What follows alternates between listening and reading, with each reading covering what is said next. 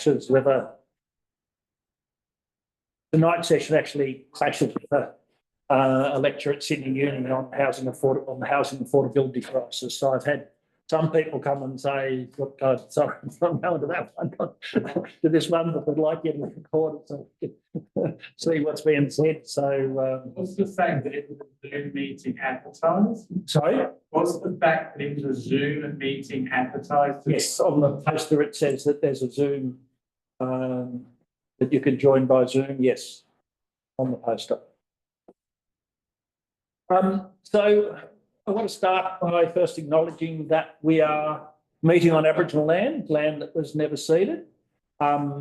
And importantly, to acknowledge that the South Everleigh area, which is in the process of being redeveloped, has a significant number of Aboriginal people living in it. And hence what happens on this site and what happens in the South Everleigh site is of particular interest. And that's been acknowledged in terms of there being an Aboriginal affordable housing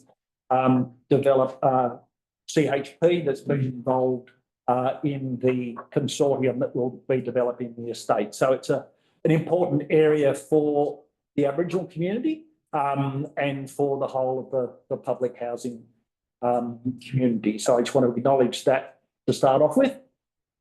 So tonight's meeting is an early meeting around what's happening on the metro site above the station.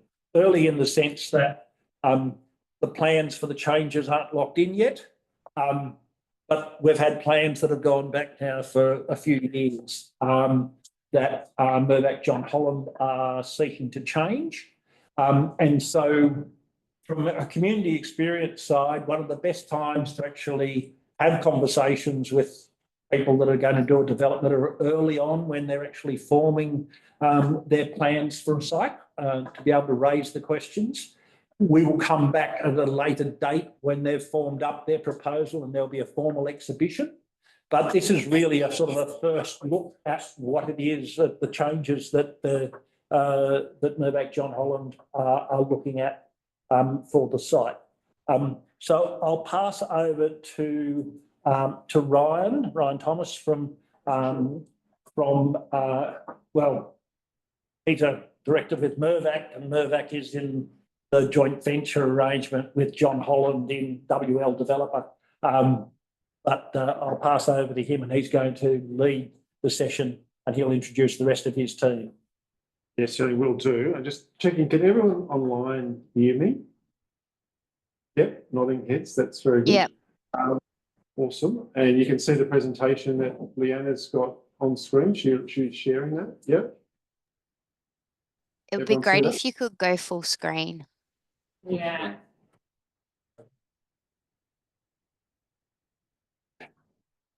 While we sort out that, so just introductions again. Thanks, Jeff. So Ryan Thomas. So I'm the project director for the Waterloo Metro Quarter. I've got with me team from the development side. I've got Daniel, I've got Eliza and Stanley, and then Alicia down the end, who is also supporting us from a community consultation point of view. As Jeff sort of says, look, it is early days, particularly around the scheme that we're pursuing, this alternate scheme, and we've certainly get to there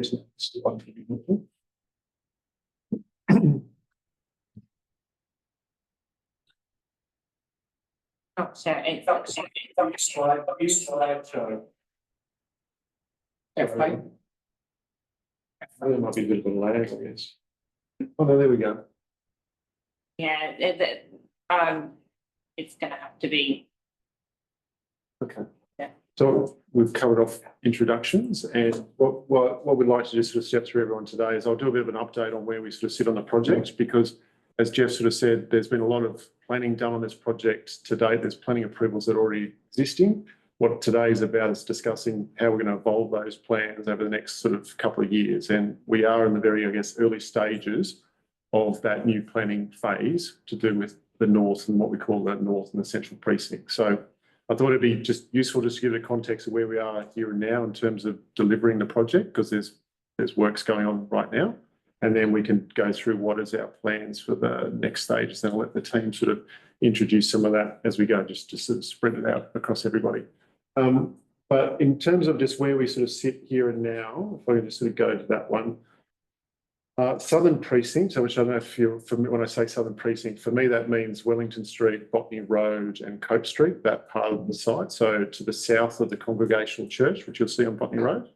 That part of the precinct we're in delivery right now. So what it has a student, or if you can see, is a student accommodation building and a social housing building. So those both were approved back in 2020, student accommodation with some retail uses on the ground floor, and then a 70 social housing apartments that are built almost sort of joined to that building. In terms of progress, where reality is the social housing building, we're into the sort of finishes and the internals of that. And the building you can sort of see now looks largely complete, but most of the work is to do with the internal stuff and some utilities out in the street. The student accommodation tower is obviously a lot taller. It's now officially topped off structurally, so it's reached the highest point it will be as the structure, and the rest of it's to finish off the facade and the internals. Timing-wise, it's sort of the end of this year for handover of those sort of buildings. We've got Igloo will be the operator of the student accommodation, and then we'll hand over the social housing, and then LAC will manage that through a CHP. So I guess the update on that. So just to clarify, the social housing you expect to hand over towards the end of the year? I'd say it's two stages. There's a mid-year handover for social, and then end of year, but I sort of couch them both as end of year, but mid-year for social. Yeah. Like practical completion for the Southern Precinct will be the end of the year. Yep. And there's also Cope Street Plaza. So there's Civic Plaza that was part of the original planning, which sits between the, so you can see the two metro boxes there. In between those is what we call Cope Street Plaza. That has been attached to the Southern Precinct. So we're in the process of finishing that. So that's sort of landscape areas, seating, that sort of stuff. We're finishing that as well. That will be tied towards the completion of the student, which will be the end of the year. Yes, why we're sort of here, I think this is sort of pretty good. We'll just bring this up, but it's the drivers for change. So reality is that we've. Sorry, is there any chance that you can actually make that full screen? Because it's very hard to see. Yeah, Is that a PowerPoint presentation? bear with me. I'm going to try and do it.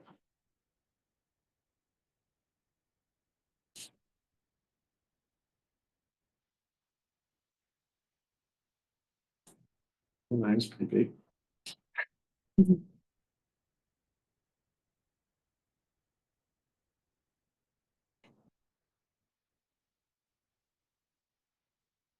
Maybe I can still talk to it while I bring up the visuals, but what we're talking about here from a planning point of view is really the precinct was divided into three areas. We had a northern precinct, a central precinct and the southern precinct. So I'll talk about the southern precinct is what we're delivering sort of here and now. The reality is the northern precinct, which was predominantly a commercial building, so that was what we originally sought approval for and had approval for. It has been a tough market when it comes to commercial office space. Like the demand for commercial office space, even in the city, has been a real struggle. And when you get out towards what we call the fringes in the commercial leasing market, it makes it very difficult for tenants to want to move into that building. So it's very much driven by demand of tenants. And we were probably out there marketing that building, looking for tenants, and we just did not get the demand that we thought was in the area. And so the reality is that we couldn't proceed with a commercial building knowing that it was never going to be probably fully leased, which was a big deal for us. The reality is that with that move meant that a change to residential was preferred. There's certainly obviously a lot of stuff in the press and rounds, you know, the housing crisis and all of that sort of stuff. It was like the pivot to residential was a key move for us. So the reality is we're pivoting away from a commercial building to building residential, which is build to sell. So as in like market housing with affordable housing in the north. What we wanted to do in the central precinct is pivot that from which was a smaller residential building, as we wanted to pivot that to what's now called co-living, but essentially the same sort of basis as student accom, but most the change is to allow flexibility for other sort of people to move into that building. So the changes really around the north and the central focus primarily on the commercial office market, which really drove us to a point of going, well, proceeding with something that might have been sort of unfilled for a very long time would create, I guess, a negative impact around the precinct. The demand for housing seems overwhelming. It seemed like a logical position to pivot to. So what we're essentially going through here at the early stages is that planning phase to get us to a scheme that's primarily focused on residential in the precinct. So that's what I was hoping the visuals were going to show. But Sorry, it won't let me share the PowerPoint for some unknown reason. some of the, I think, and look, some of the other material is very much contingent on visuals. Concerns, Jeff, about overshadowing Alexandria Park, the future Waterloo estate. We sort of. Can I ask a question? Has the host of the Zoom meeting enabled you to share? Was that by default that's turned off? Yeah. It for some, it just won't let me share the PowerPoint.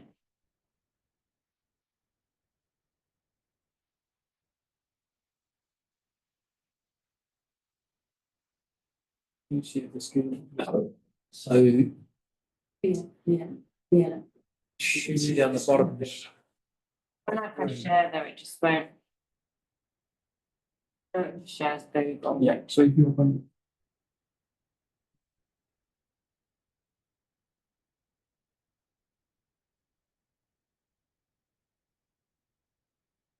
Let's see. Screen again and then.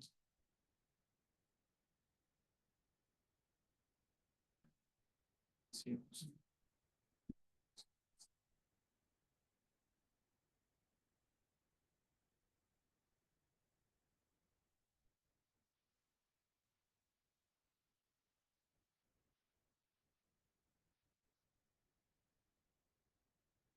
Yeah. Oh, yeah. Now it's come out. Well,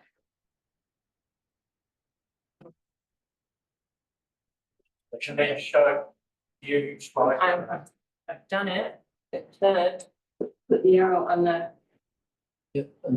It's on her. It's on hers, Her It screen works is on also- my screen, but it's not working on that screen. and This is disconnecting. Okay. Then maybe can you Directed on. present that? Yeah. And Might be a Other- switch. you go back to Zoom and screen. That's what I've just done. Oh, white shirt. Okay. Might be as good as you're going to get, I think. I don't know why it won't present.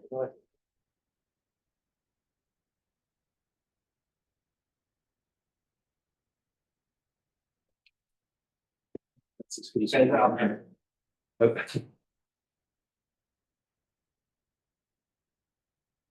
As soon as I press present, no, it won't do it. It does it on my laptop, but it doesn't do it on that. Back into the. It's fine. I know why it's happening. Well, we're in this fragile technological thing. Let's go, if we could. Let's go down to. Go back to the diagram that was there before. Covered a bit of listing and then drivers.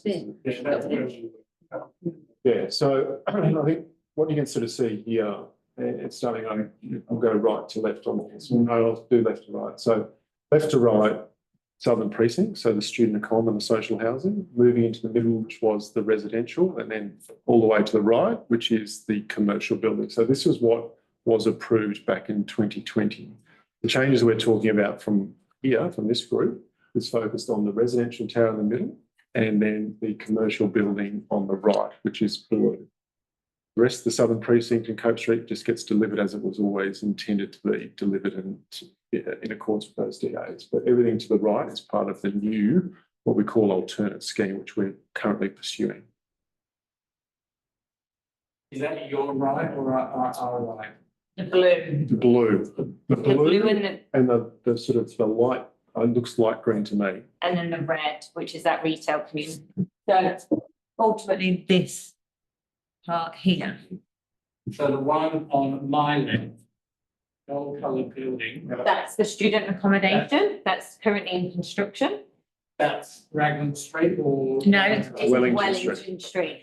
That's what's the confusion. Yeah. Right. So this is Wellington Street, this is the social housing building, this is the student, this is the station box, the church, this will be Coach Street Plaza, which will be delivered as part of these works. And this is the station box, but the new development, the areas will be here, here, and here. So the blue bit's the Raglan Street side? Yes. Okay.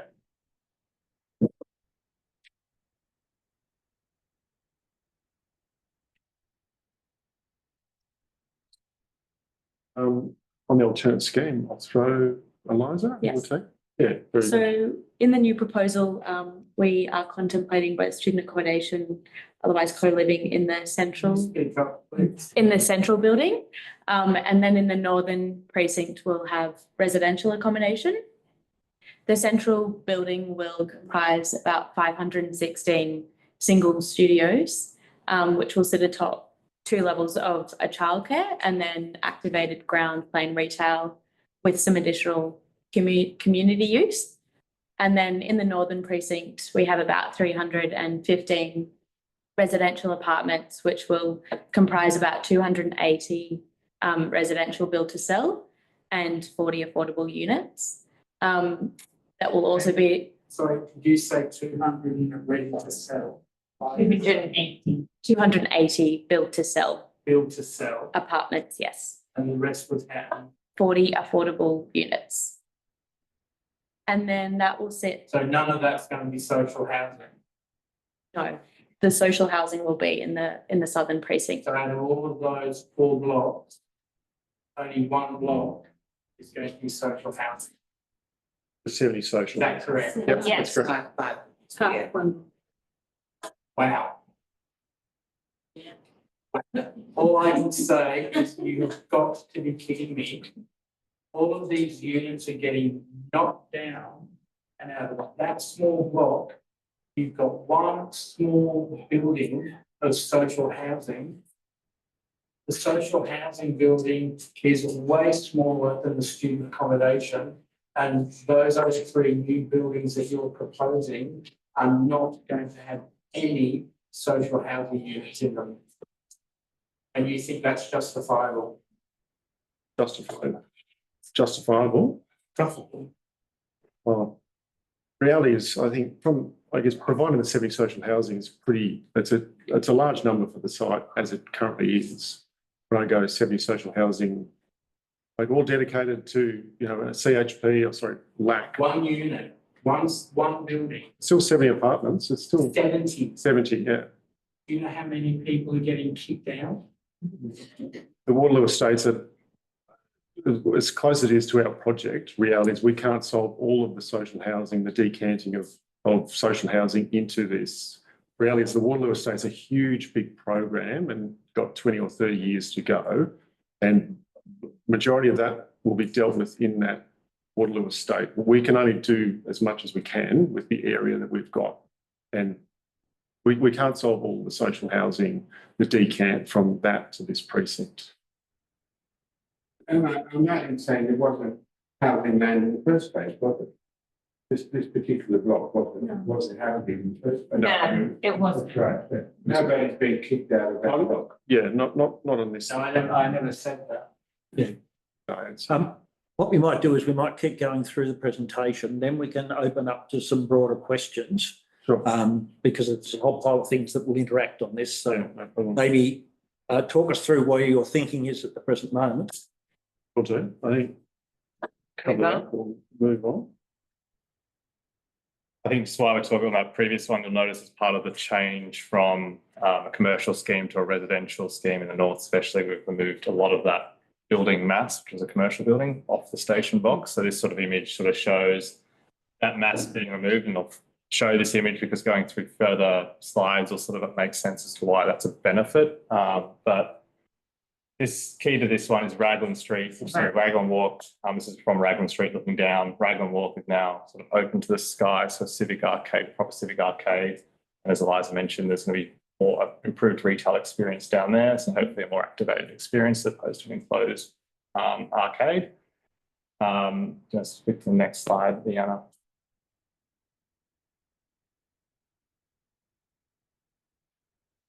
And so just talking a bit more about the benefits from a overshadowing point of view to that new plaza that we're delivering. The top slide, the top image, two images on the right there are the currently approved scheme with the commercial building, and that's at the winter solstice, so June.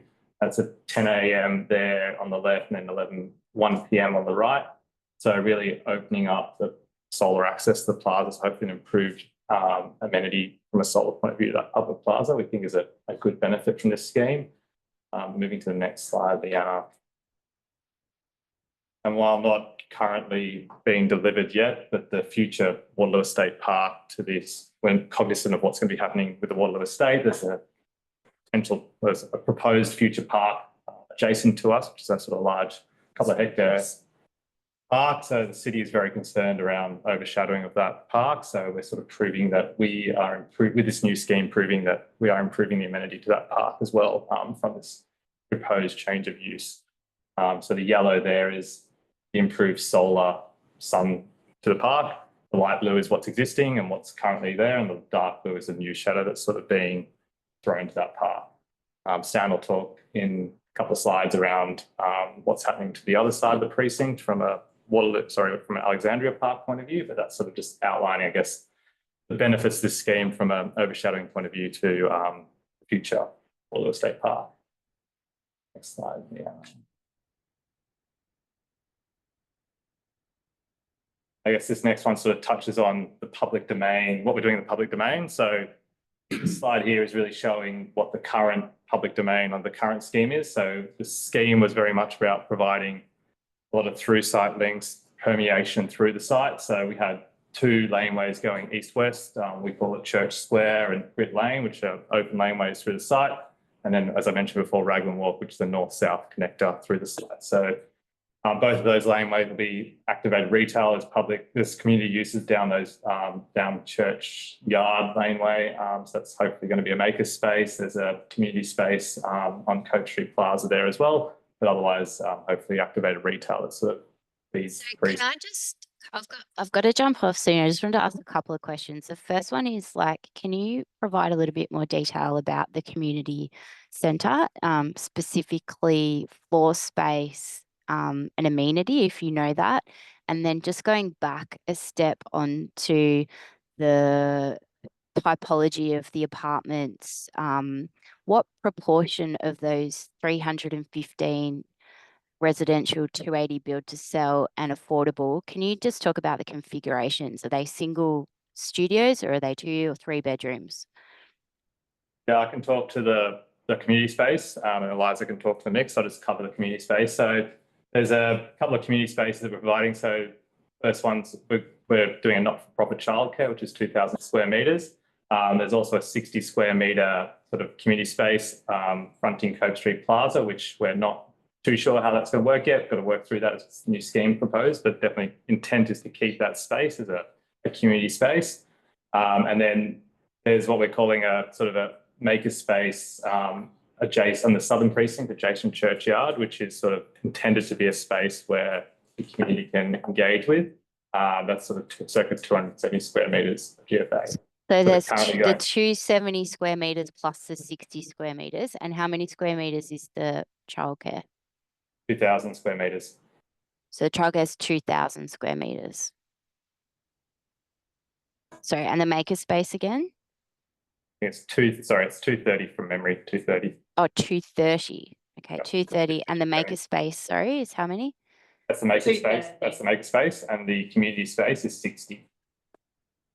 Yeah, so 60 fronting the plaza. Childcare is how many? 2,000. 2,000. Yeah.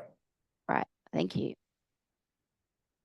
Eliza, do you want to talk to that? And then in terms of the product typology mix, there'll be one bedroom, 2 bedrooms, and 3 bedrooms. 1B will have the tower that sits next to the student accommodation will be 1 and 2 bedrooms, and then in the tower to the north, we'll have a mix of 1, 2, and 3 bedrooms.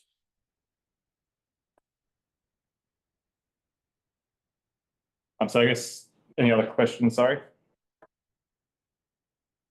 Go on. Just so this slide here was just sort of outlining what's currently in the approved DA. I think the next slide will show what we're sort of proposing, but key is sort of maintaining or improving on what's currently in there. So as you can see, so it's a different orientation. So Raglan Street's on the left, so that's north, Botany Road's the bottom of the page. So the Raglan Walk's being maintained. There's 2 through side links from Cope Street down to Botany Road is still being proposed to be maintained. And hopefully creating this, what we're calling at the moment, sort of this Grit Lane Plaza, which is sort of that green highlighted area in the centre of the page there. So that's sort of a new space, which will have hopefully the bus stop adjacent to it. So access to the metro station and creating a space there. And then the other through side links being maintained as well. And I think just key is the intent, like we will maintain the same level of, I guess, wind comfort, shading, all that sort of stuff from at a tree amenity point of view as well, and green space. And what are the setbacks for that? And I'm assuming with that tree cover, there's deep soil planting. So what kinds of setbacks have you got going on the Botany Road frontage? From Botany Road itself, I think it's complying with the guidelines. I think it varies down Botany Road, to be honest. Anywhere from 6 metres. It does change. We do have setbacks. Maybe it's ideal if we could sort of share that through Jeff after the meeting, just so we get it right, because it does vary along Botany and Raglan. I think it's probably best just to get it all in the whole, but as in like we share it as like, so you can sort of see it in overall context. Is that okay? I know the question's valid. I just don't know the exact. I don't want to get caught out of the exact dimension. We do have them, but I don't have them with me here.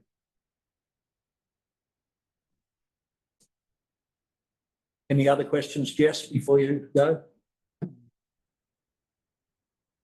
Yeah, I think like maybe if you could come back to on the deep soil planting, I think, that Botany Road's a pretty hostile environment currently. So having, the returning of some of those trees that have been lost throughout development I think that's really important. It's just going to be super hot as well.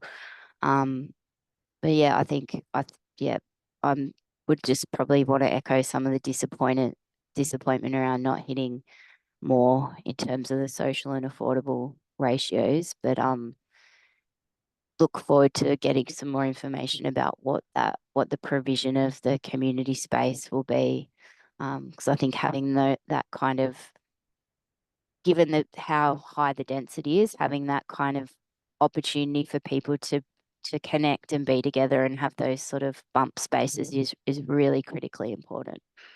I might just hold on because I'd also just want to see the overshadowing of Alex Park. So, but that's all I wanted to say. Next. I think it is next. Good segue.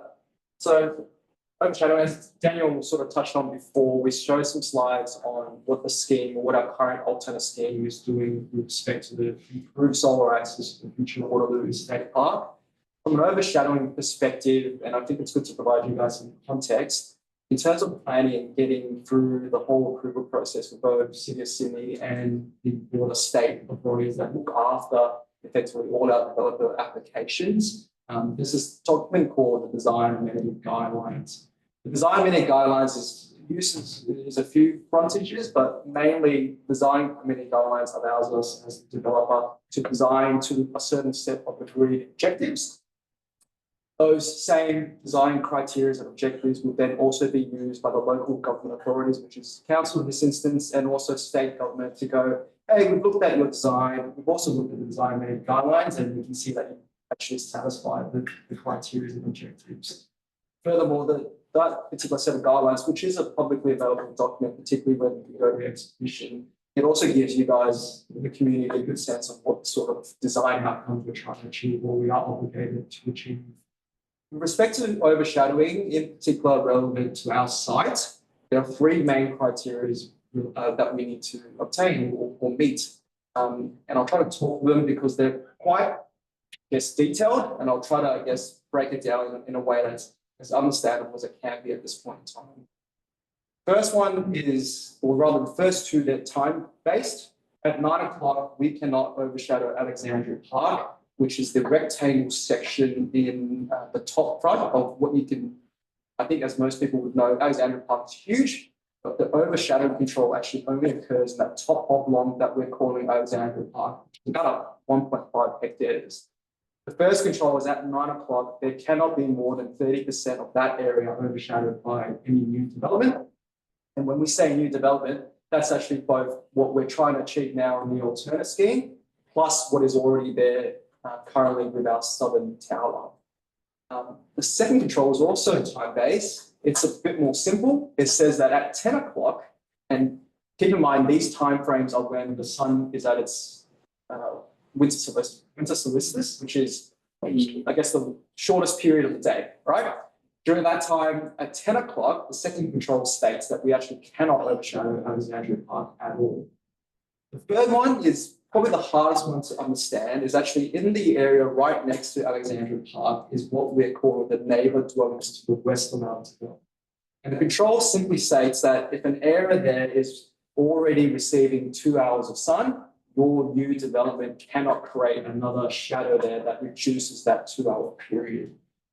I'm going to show you a set of diagrams as best as possible to explain all those controls. So if you can go to the next slide, Deanna. So this is the 9 a.m. shadow or the solar plane diagrams that we have to produce. And this is one that we recently produced as part of a presentation pack to explain to council and Department of Housing Infrastructure as how we address these controls. So again, if you can recall what I said, at 9 o'clock for Alexandria Park, the control is that there can't be no more than 30% overshadowing to that section. And this is more of a numbers game. It's purely an area on an area. And if you take my word for it, at this point in time, we can confirm that the overshadowing in that section is less than 30%, i.e. we're meeting the controls as we are required to do. Do you want to just re-explain the colours? Sure. Yep. The light blue is what we're calling the existing shadows. That is not changed. That is what is already there under the current approved scheme. And in some instances, it's actually what's being built out there right now.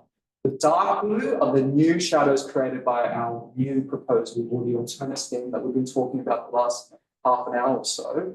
And the yellow, as Daniel explained previously, that's the improved solar access, i.e. what are the shadows that are being taken away and now provided back as amenity to that space. So 10 o'clock, like I said, next slide please, Nana. 10 o'clock is easier to fathom and have a look. As you can see, the control simply requires us to make sure that we cannot overshadow Alexandria Park in its entirety. This doesn't need any numbers to explain it all, and we're again very confident that based on our current design and current scheme, we can quite easily meet that criteria. If you have a look, there's no colour of any sort on the top portion of Alexandria Park. The last slide, we're going to do a bit of a jump between 9, 10, and 11. What we're trying to demonstrate to you here as easily as possible is, if you recall what I was talking about, the neighbours dwellings to the west, which is effectively on that page, all the residential properties, streetscape, landscape, footpath, all that on that left, you can see there's actually no shadows shown at 11 a.m. The control actually says we have to consider it between 9 to 3, but as the day moves on, the shadows actually go more and more towards the east as the sun moves towards the east, and the shadow itself moves further and further away from the neighbour dwellings. So if you can flick back between the 3 slides there, just to show you the transition of the sun plane from 9 through 10 through 11, you can see that shadow is gradually moving away from those dwellings. Are those shadows summer or winter time? Yeah, winter time. So the 21st of June. So it's the shortest day of the year. So what's the shadowing during summer? A lot better. It's the sun's high. So it's the control is always about the sun at its lowest, which is going to cast the longest shadow. So the control is always to find the worst, I guess, the shortest day of the year, which will cast the longest shadow. So every day beyond that, when you get to the summer solstice, it improves. So the control is always to show the worst. So we are working through it, but at where we are, given we're quite early on in the process, as I mentioned, we're pretty confident that with the planning controls that we're obligated to meet, we are, our alternate scheme can meet those objectives. Furthermore, even though Waterloo Estate is a future park, we've been requested by council to pay due heed to it, and at this point, we're also producing a beneficial outcome to that park as well. Can we go back to the Waterloo Park one? Yep. So I guess one of the issues from community side of things is that when the initial controls were put together for this site, there wasn't a park there. It was basically housing. So it only needed to provide solar access as far as housing was concerned. Then it became a park, but it hasn't been built yet. And so the sort of community concerns are around the impact of what's being proposed here on that park.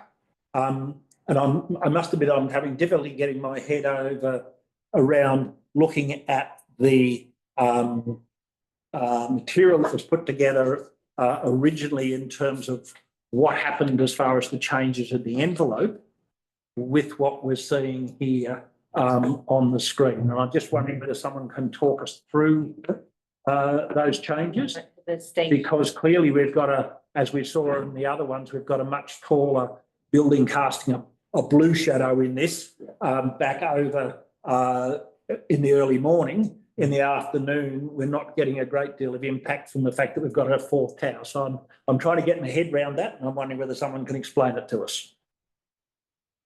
I would try, but one of the things I think with the original commercial scheme was obviously a much wider, broader building.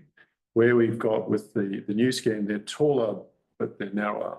And the reality is the way the sun goes around, it casts a shadow. It doesn't hit as much of the building because there's not as much of the building to hit.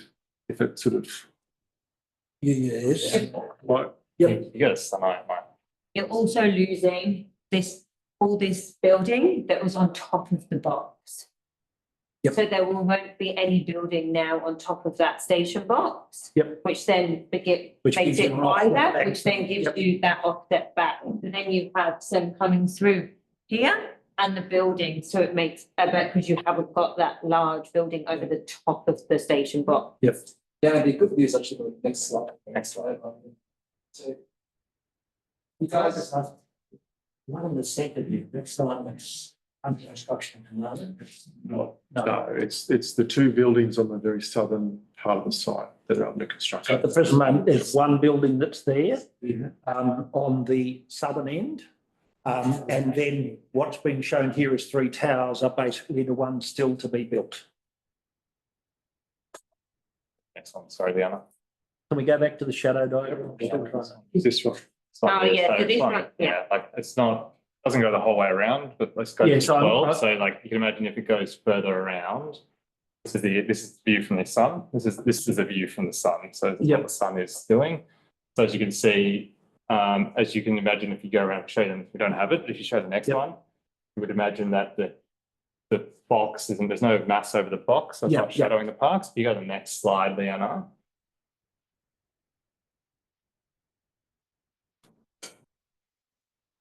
So at 3 p.m, which is kind of where the control ends, we're saying here that the yellow and the light blue together was the previous current approval. Yep. So that's sort of what the commercial scheme was doing Yep. from an overshadowing point of Yep, view. yep. So removing that mass from the top of the box sort of took away a bit of that shadow because Yep. the sun can get through there. So that's the yellow part. And then the taller towers is the blue part, dark pink, I guess. Yep. So you get more shadow at a certain point, Yep. but reduce shadow because you're building further away from the park.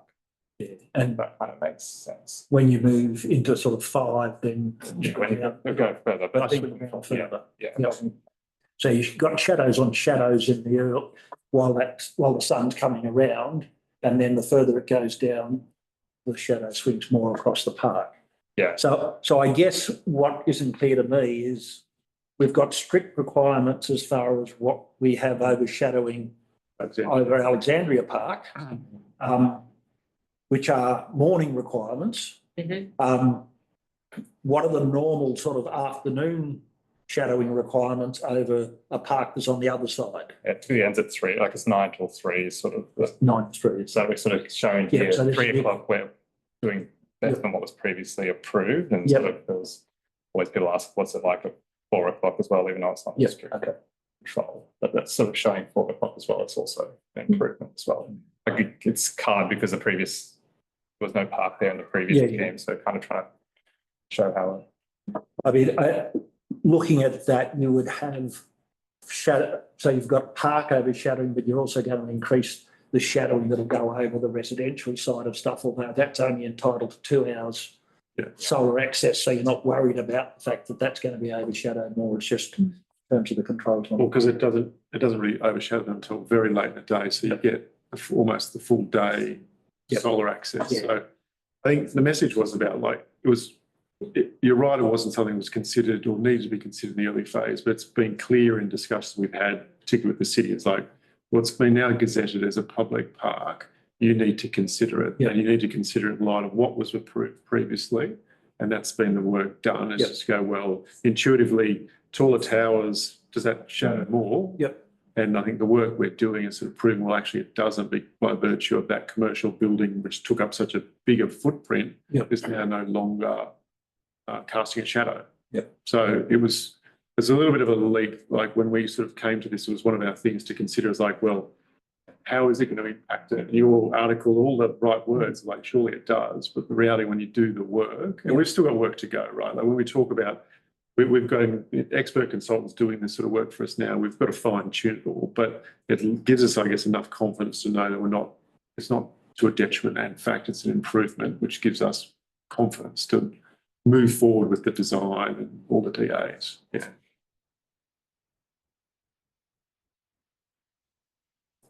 One question I've got, originally when we were talking about the control of the public space within this development, it seemed to be contingent on Mirvac taking an ongoing interest in the site because it had the commercial part of the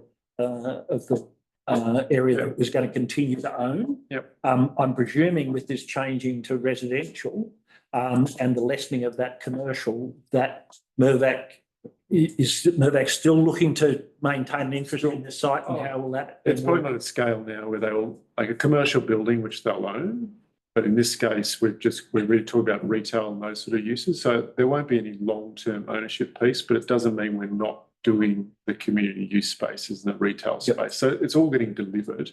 It's just there won't be a Mirvac ownership piece because there's not enough Yep. commercial to own. Yep. Reality. But I think we've been on site for a very long time, on the project for a very long time. We know particularly commitments made around community spaces. Yep. We need to maintain it. It's not a case to like, let's cannibalise this while we're doing a new scheme. The reality is all those spaces. Yep. And we've still got an obligation to, particularly in terms of long-term activation and making sure the right type of uses are in those spaces. So whilst we don't have, we're getting closer with the makerspace operator, the reality for the community space, there's a community hub, which Dan talked about, in a very sort of key area in Coach Street Plaza.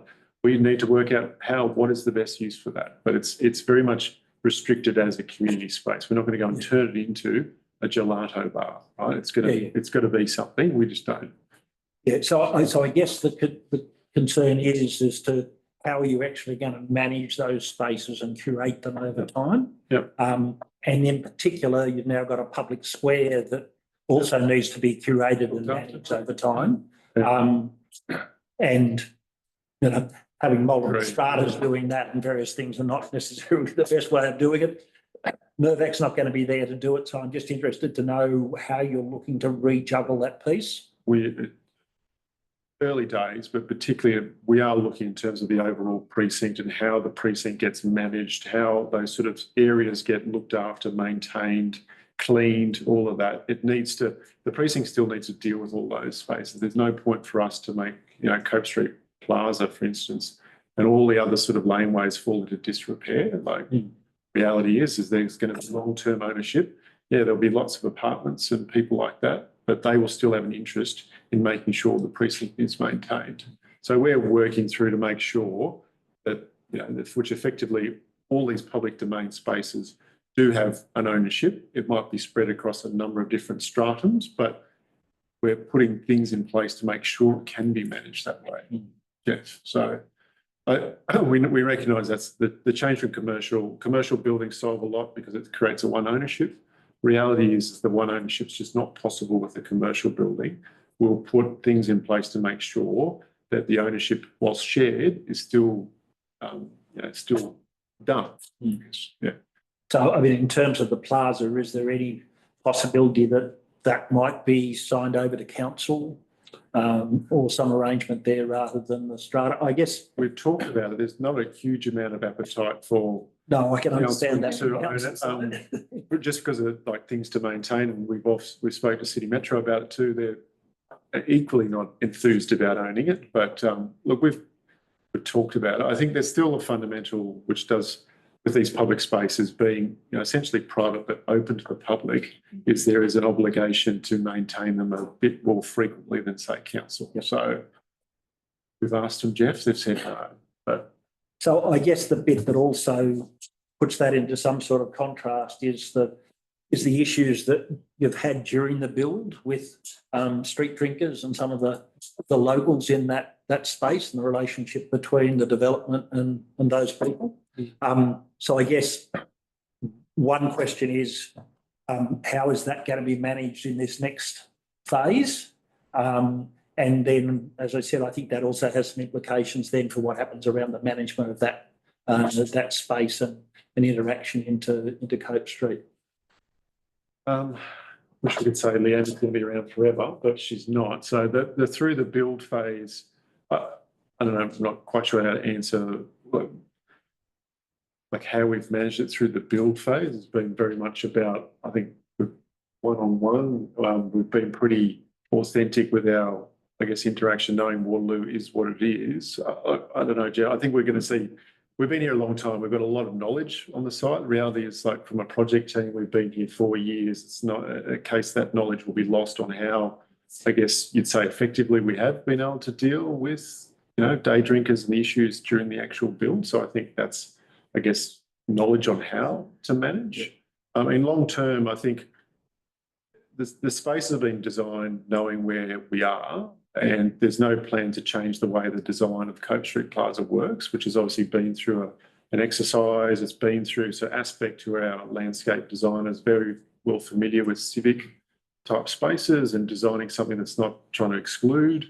I mean, we're quietly confident from, I guess, what's not shown in this pack, but particularly around public art. Like we've put a huge investment in public art, particularly in Cope Street Plaza, as a way of creating like an authentic sort of place that has, really sort of, I guess, meaningful art pieces that people connect with and go, well, there is a sense of place to this, and it's not like there could be an ownership piece we want to create with the community there, rather than here's a bunch of bricks and a bunch of seats and that's it. It's like, well, we've got some planting, we've got some like artworks to try and, I guess, do our best to create some sort of like belief that this is a place that we want to see preserved, we want to interact with, we don't want it to just be somewhere we don't go. Like there's part of it, it's like trying to make it as welcoming as opposed to where you might be thinking we're thinking about trying to exclude. The reality is like the more welcoming it is, the more well lit it is, the more sort of like interesting it is. We hope that deals with the antisocial piece. Does it mean it will not be there? I don't profess to say it's going to solve everything, but I guess knowing that, erring towards the side of engagement rather than just trying to make it austere and just cold and unwelcoming. No, I guess the issue is having a robust management process for handling what happens in those spaces and what happens there is important. And I think that will come. We need to launch the space. We're in the process of naming the space. With geographical names board, we're going through a bit of a process with that now. Once it opens, I think it will be a case where a number of parties will come back together. We'll speak to Laura, we'll still speak to the police, we'll still speak to Sydney Metro, refer to an ownership. But remembering that there is still a construction site here when we open Cope Street Plaza, because that side Botany, Raglan, there won't be this through site links Yep. all open, so it's still kind of fenced off to at the Yeah. back. So it won't be like fully functioning plaza and then like nothing around it. It's still going to be a part of a construction site for a number of years. Yeah, I guess the point I'm trying to make is that when Mirvac was going to be ongoing, Yeah. they had skin in the game in terms of what comes out of that.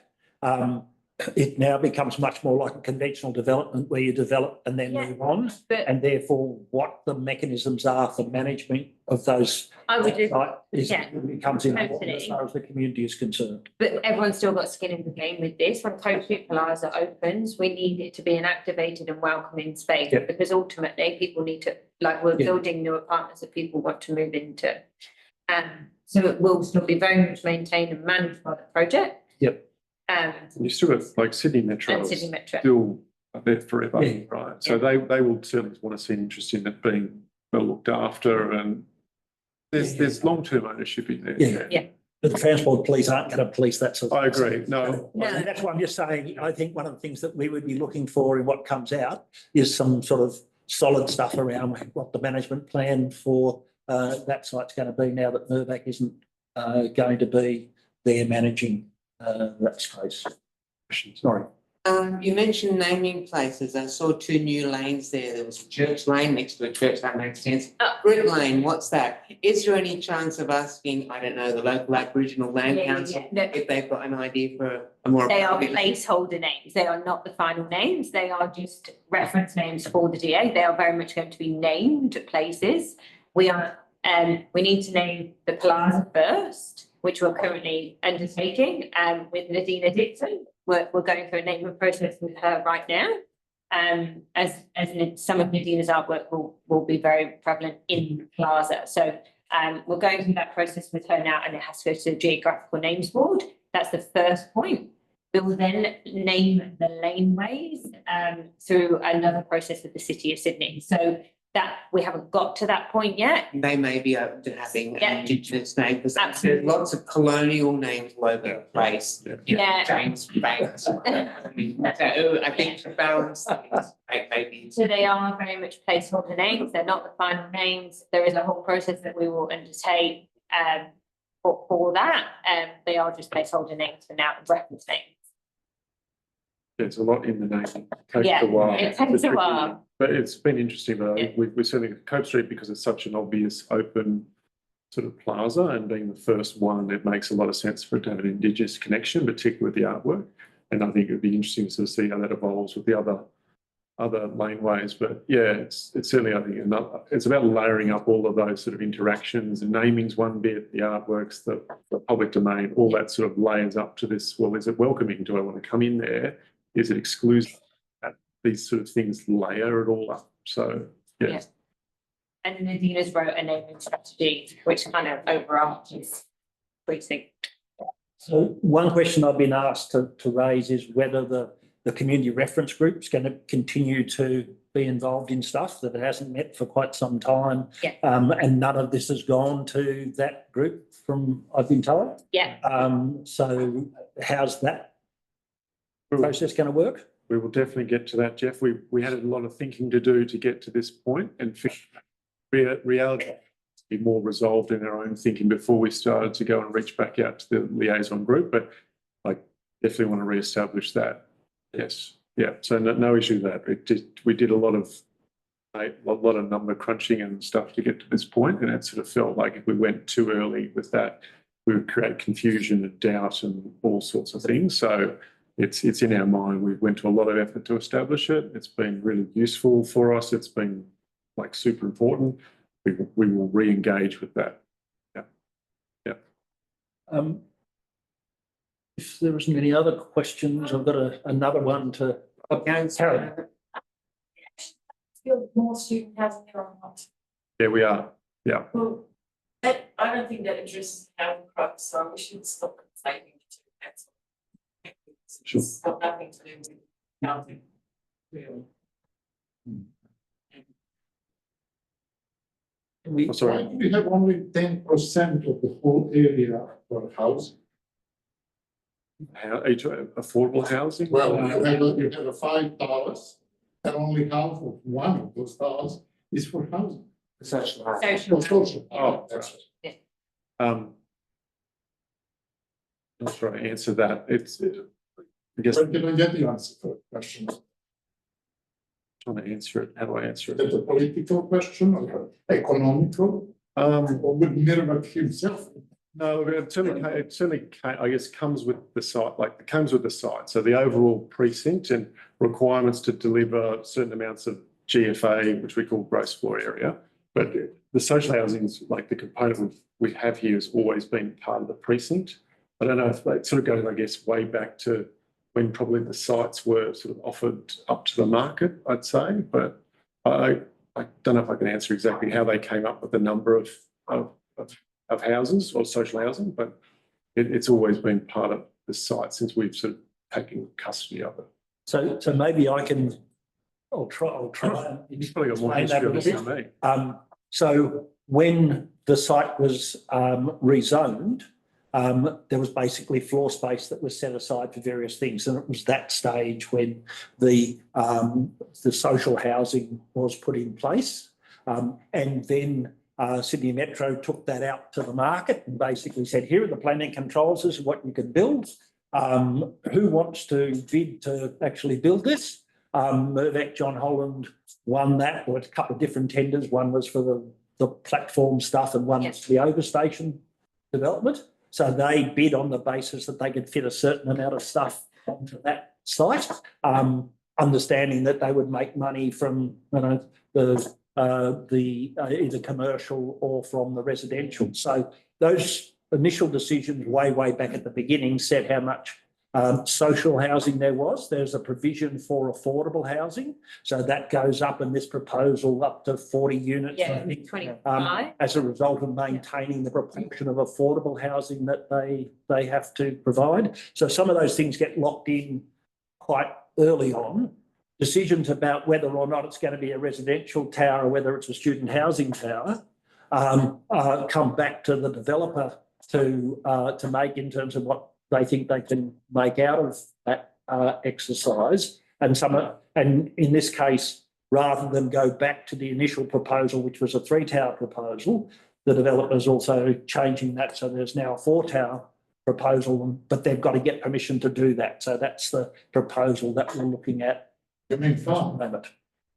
5 towers, wasn't Well, yeah, so it depends on which angle you look at it from. it? Or 4.5?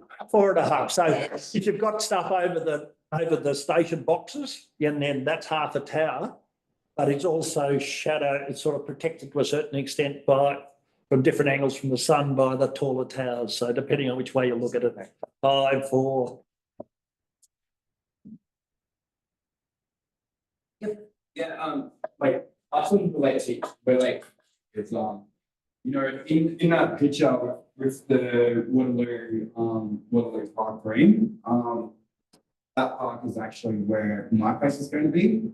Well, where my place is at the moment. So I'm getting kicked out and that park's basically going where my place is. So, and I will let you because when it was announced by housing about the Waterloo station, such and such and such, nothing was mentioned to the residents around here that there was going to be student accommodation. It was mentioned that it's going to be private and housing. So honestly, from my bottom of my heart, I've been in that place since 2014, and the plan wants to knock down my place to put a park in there and not focusing on their actual tenants here. There's student accommodation up in Redfern up there.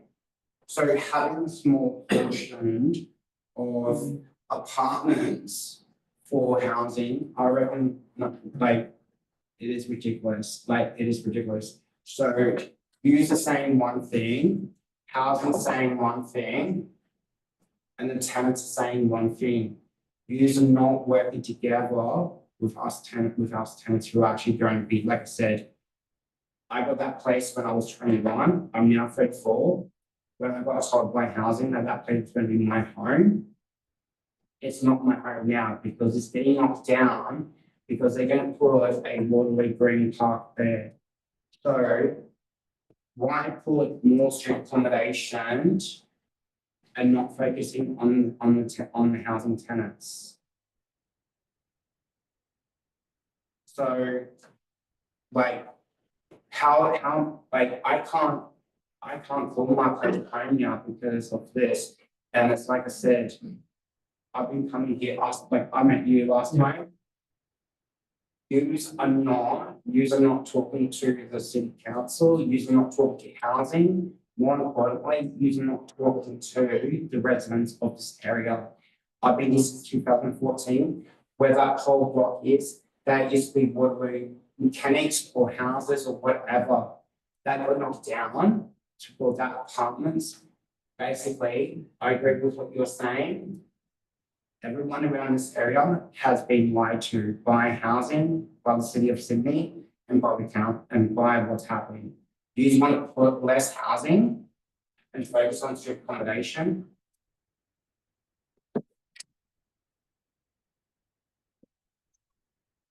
I think, sorry, Karen. Plan that which was put out, you know, with public submissions, there was no student housing. Yeah. And then it just came back as a done deal. And now there's more. And, you know, it does make a difference to the neighbourhood, like to the kind of retail, for example. So I'm just, yeah, I understand where it's coming from. Yeah. I mean, there was quite a reaction when that student housing was announced among tenants. So, I mean, the problem came from when they did the actual sort of planning controls. It basically was all residential, and then that gets out and to the developers, and the developers basically housing and student housing sort of fit roughly within the same category. It's not commercial, so it's treated as housing. And I know what you mean. But what I'm trying to get at is like with the South Precinct and stuff like that, it seems that no offense, that Mirvac and John wants to focus on student accommodation and not focusing on the tenants. So you have to move the tenants out, to knock down the apartments, to build your buildings in, and then what, are you just gonna give student access, you're knocking down housing buildings? So we're not part of Waterloo South. So we're not. I know that, Yeah. I know that, but again, all of your Printed states, actually the principle. yeah, the principle is for your block, you're allocating a small amount for social housing tenants. Can I come at this conversation from another direction, right? So we know that there was a reaction among tenants to the initial student housing. This proposal is actually to almost double that amount of student housing, right? So it's been suggested from some people about would it be better if this co-living space, in fact, became more a boarding house type accommodation or supported type accommodation, which actually operates within a co-living framework. So co-living is a category which basically says you have rooms and you have common spaces for doing stuff. It's used for new age boarding houses, but it's also used for student housing. So it's the same category. Like a share house apartment? Yeah, sort of. With all due respect, sir, boarding houses is a ridiculous solution. So I'm That's why they call it not, co-living. Co-living and having, you have your private room and everything else is communal. No. so I'm passing on some of the feedback that's come from some of the agencies, which have basically said if there was a way of being able to compete with the asset class of student housing, and the reason why you go to that particular solution rather than affordable housing is you've got people who prepared to pay money to actually run that sort of housing, so the developer gets the money out of it. There isn't that same return that comes if you try and do that as affordable housing or as social housing. But the suggestion was, well, if it was possible to access some money, is it possible to look at that sort of a co-living type arrangement for that sort of use, given, and the argument goes, I'm not saying one way or another, but the argument goes that already in this area, you've got a lot of people coming out of homelessness, having people in the area that actually fit in a similar demographic might be a better fit than having students within the area. So students would have a co-living space. Sorry? Maybe students can have a co-living space. They do. Well, they do. That's It's being run by Igloo. That's exactly what Igloo do. That's right. That's only one of about 5. Yeah. They're all.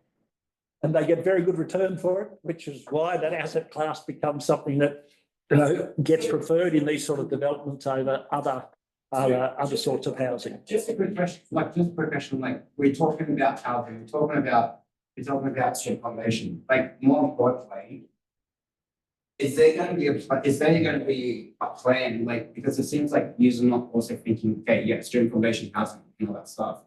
But what about for low income health workers?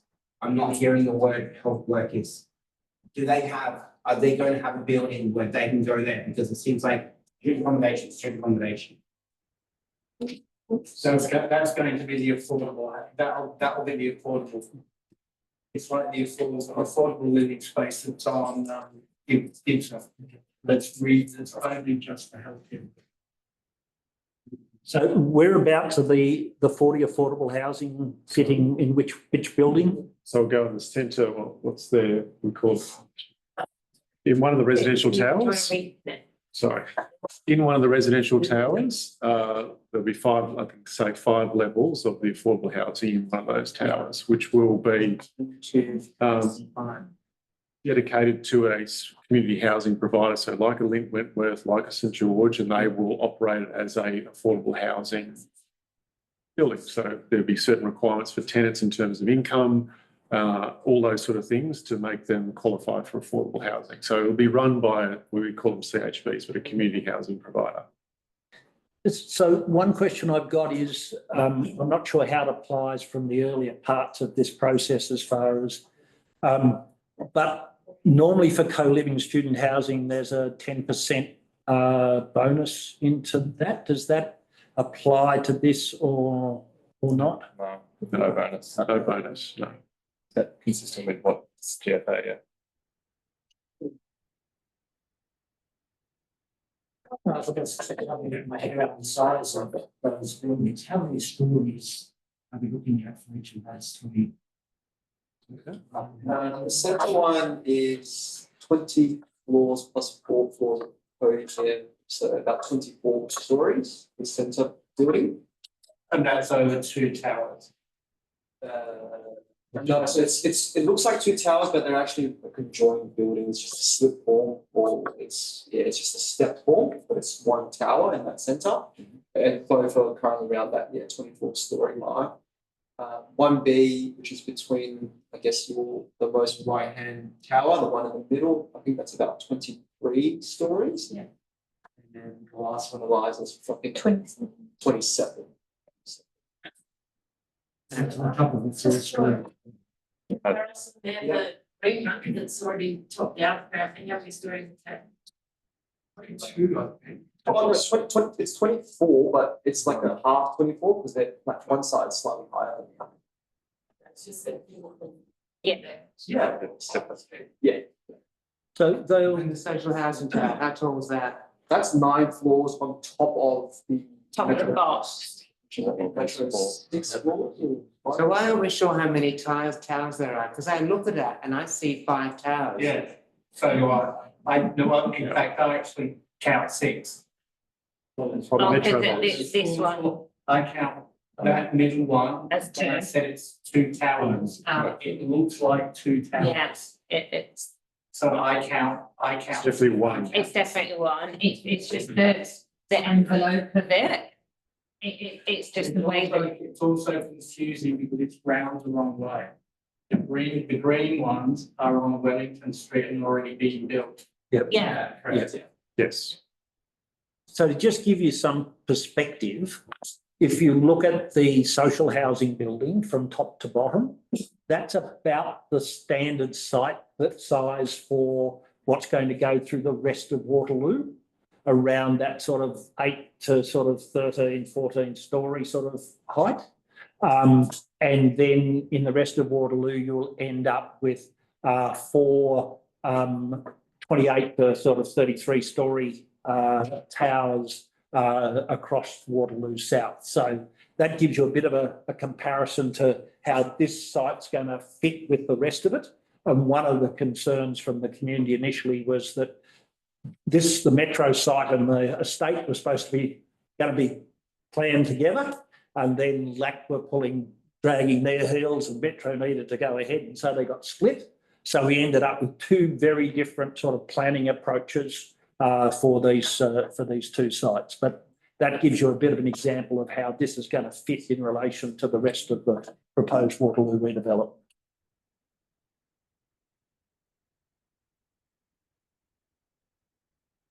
So have we got any other questions that people have, or? Yep.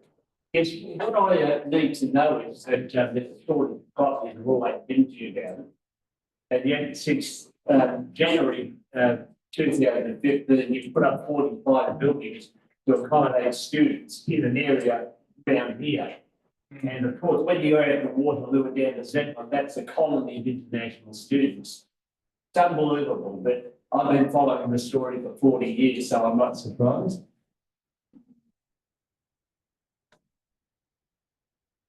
If you look at Regent Street from, Pretty well. from there, one side is basically all igloo student accommodation.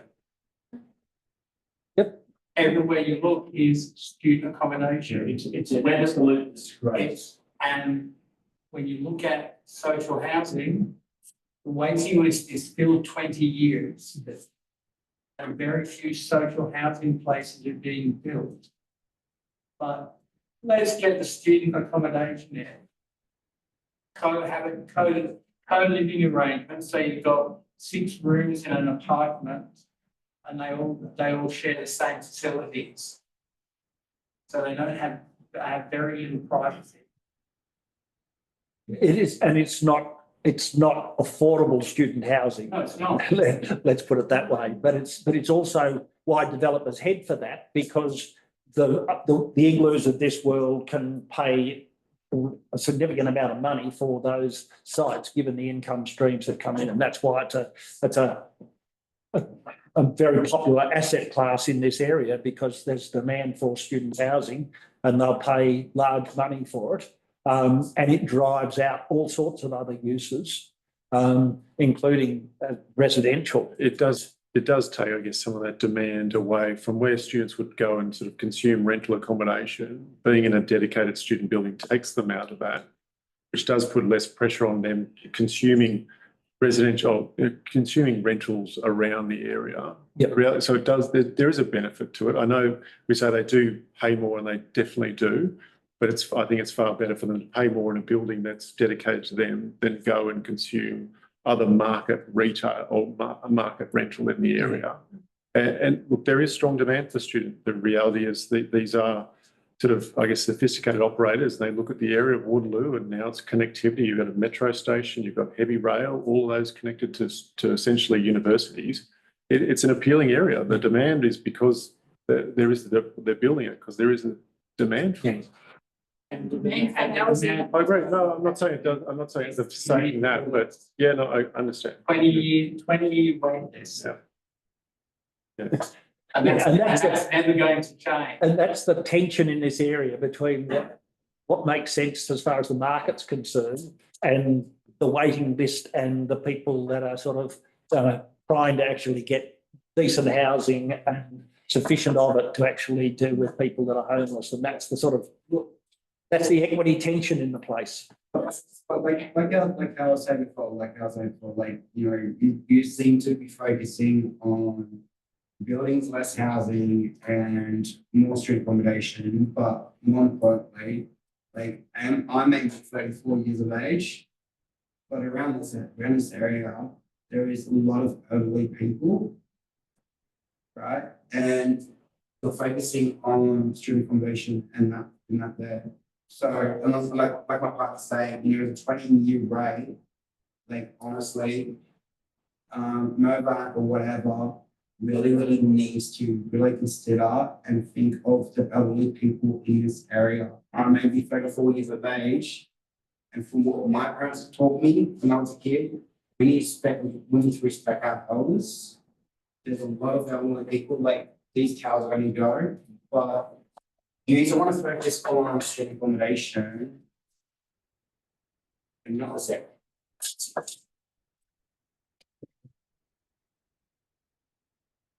Okay, if there's no other questions, we might call it a night. Thanks very much for coming along and getting a feel for people's views on what some of the issues are. And we'll look with interest to see the studies as they come together and what finally gets put out to exhibition. And I mean, at that point, we would very much like you to come back and and talk to the concrete proposal. Sure. But hopefully some of the stuff that's been raised here gives you some sort of feeling. Yep. Just need a final comment from people on that. Does it? Oh, sorry. Isabella. Isabella, I'm very happy, like, sorry? Yeah. Yeah. Oh, no. Any comments?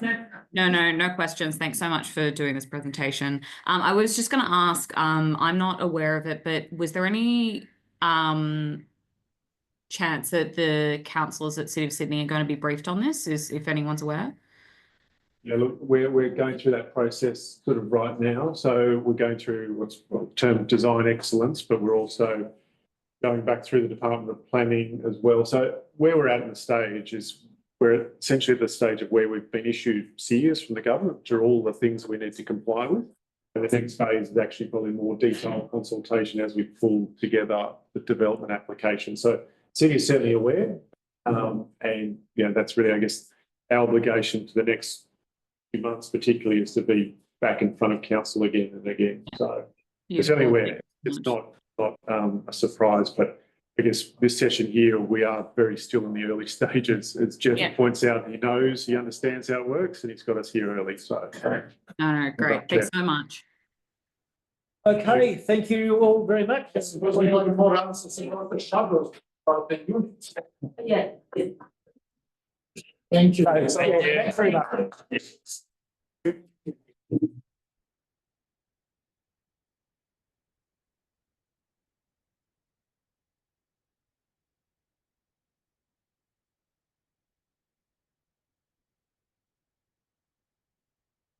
Interesting, my office coming